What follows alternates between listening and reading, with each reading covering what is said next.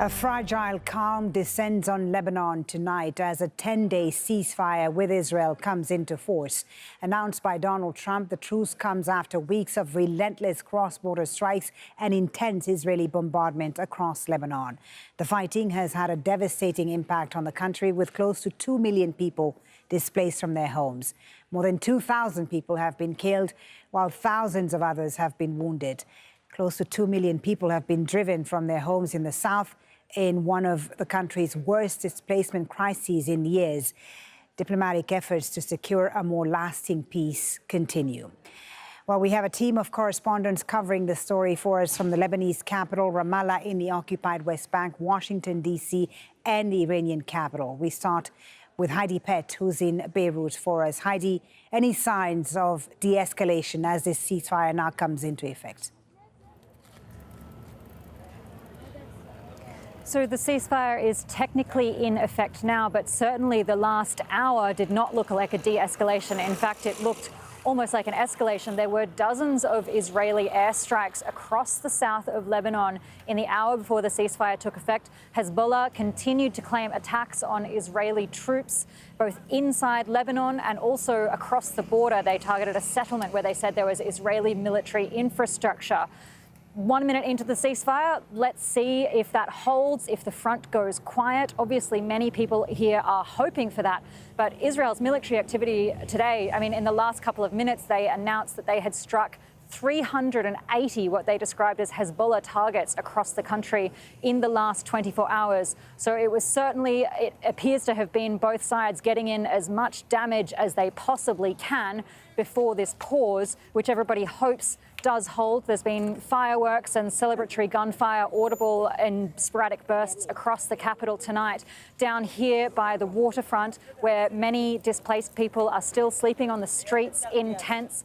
People here are nervously waiting to see if it's safe to start moving back to their homes, whether they try and start doing that tonight against the advice of Hezbollah and also the Amal movement, who've said that people need to be patient to see how this actually plays out, whether or not it holds. They are asking people to refrain from going home.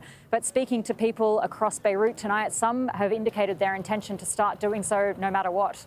And we have seen that celebratory firework in the skies of Beirut this evening. Nida Ibrahim in Ramallah in the occupied West Bank. What's the situation in northern Israel?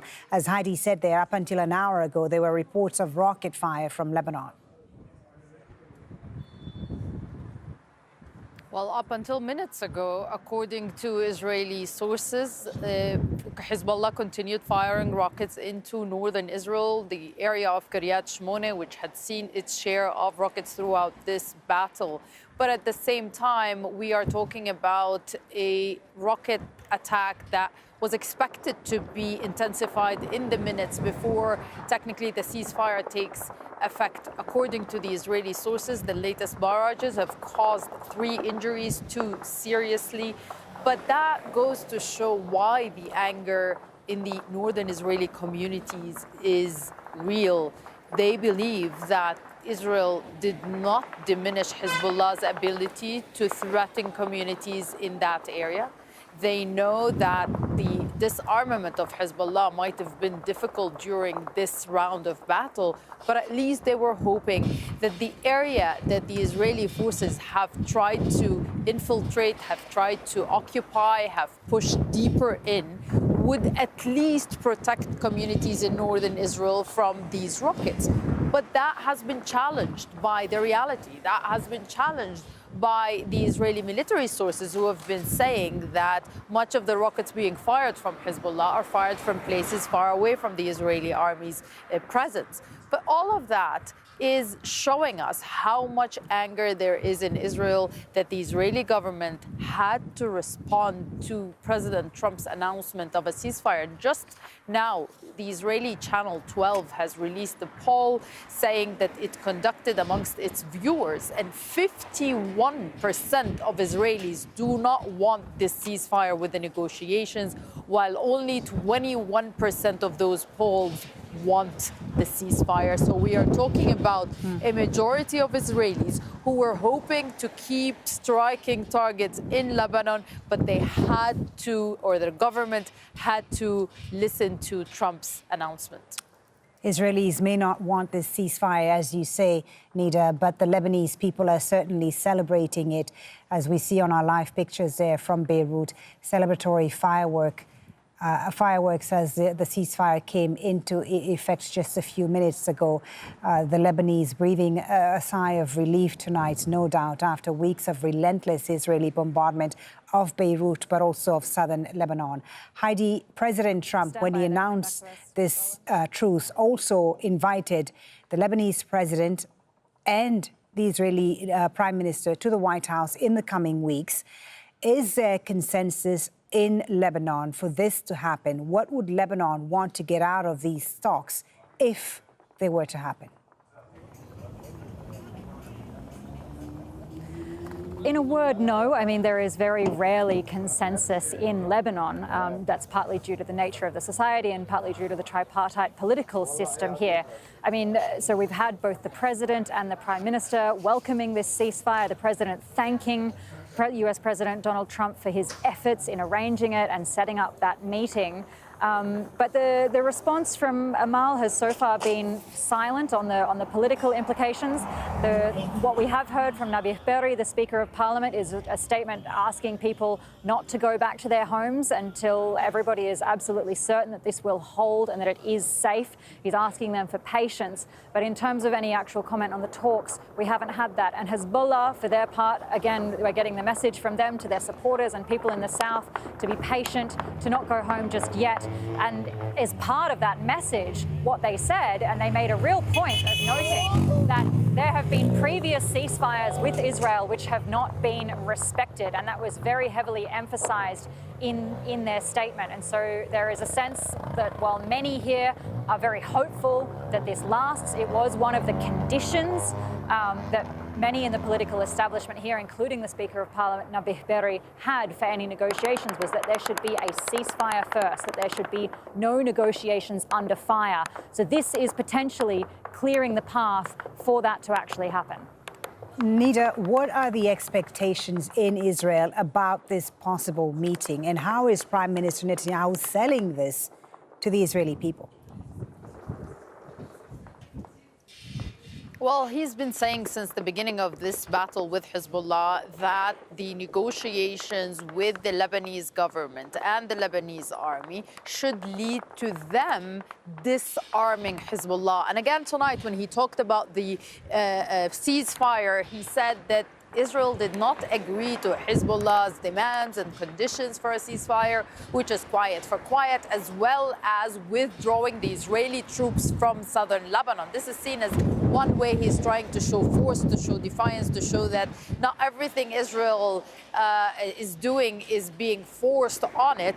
But at the same time, we are looking at the situation where the Israeli government has been threatening the Lebanese government for weeks now, saying if they do not disarm Hezbollah, then Israel will do that. And yet again, we've heard the repetition of these statements from military officials as well as previous military commanders saying that the Israelis will indeed want that. So what they want from the Lebanese government is one thing. What the Lebanese government can achieve is another. But at the same time, we are talking about a situation where this is an announcement by President Trump. This is something that Netanyahu cannot reject or say no to. So what he could do is try to sell it to his audience as something that will benefit Israelis on the long run. He has been there before with Iran, as he's been wanting to strike more targets, but he's been forced to listen to Trump's announcement of a ceasefire there. Now he finds himself in another position where he needs to lobby, he needs to talk to his audience, he needs to convince them that this is the right way to go. But everyone knows that this was not the ideal situation for Netanyahu. He wanted to keep striking Hezbollah while demanding the Lebanese government to take on the role of disarming the group. All of these issues are expecting to affect his popularity. We are looking at elections towards the end of this year, and this is something that could play against Netanyahu, especially as we've been saying about these recent polls that show that a lot of Israelis wanted this war and this battle to continue. Nida, thank you very much. That's Nida Ibrahim in Ramallah and Heidi Pett in Beirut. Thank you both. Let's discuss all this further now with political commentator Abed Abou Shhadeh, who joins us from Jaffa in Israel. As we are seeing and hearing in Lebanon, celebrations tonight, a more muted response, as we heard from Nida there in Israel. First of all, Abed, how do you view this ceasefire? Can we expect a full Israeli compliance with it? This is extremely problematic, not only for Netanyahu, but for the Israeli public, who was promised for 2.5 years now absolute victory. And for the Israeli public, Lebanon and Hezbollah is different. It's fundamental. It's been going on for the past 40 years, especially if you listen to the residents of northern Israel, Kiryat Shmonis, other cities. They are extremely disappointed, and they are, by the way, they vote for Netanyahu. They are Likud voters. They didn't expect it, and they didn't expect it also that Donald Trump would announce this ceasefire. Yesterday, the Israeli cabinet had a 4-hour meeting. We were expecting some sort of an announcement. Nothing came out of it. And today, out of the blue, we get it from Truth Social from Trump. And then 2 hours later, Netanyahu published the video. And the video that was published, this is the fight over the narrative of what just happened here. How Trump forced Israel into a ceasefire while Hezbollah is still armed and still very close to the northern Israeli borders. Abed, you say the Israeli public is disappointed with this, but don't they want peace with their northern neighbor? Peace doesn't exist in the Israeli political lexicon for the past 15 years. And we've seen it in the past 2.5 years. And not only that, we should follow up on what the political discourse in Gaza after the genocide.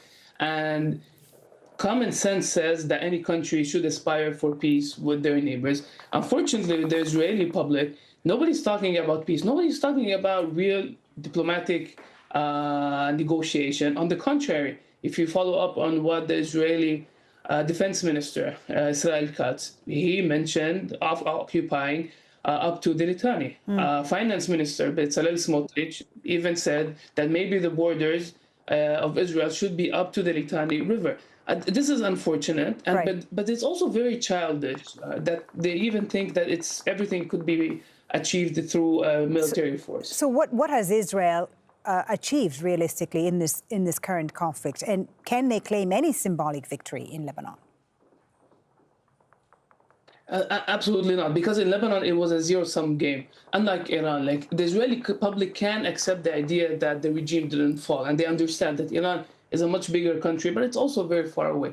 Lebanon, for the Israeli public, it's a trauma. They occupied Lebanon for 19 years, and then you had the 2006 war. Any Israeli who served the military, who was born since the 60s and forward, has a very bad experience with Lebanon. And by the way, before the 7th of October, the main military threat on Israel was seen as Hezbollah, and it's extremely sensitive topic. By the way, also most of Israeli political and military elite, one point of their lives, also fought in Lebanon. The idea that Israel can't dismantle a military group and can't disarm it after being promised that for 2.5 years, and after Israel didn't respect the peace agreement. And if you follow up on the Israeli media, they just kept telling the public that they've bombed another military infrastructure, they've killed more Hezbollah militants, and so on.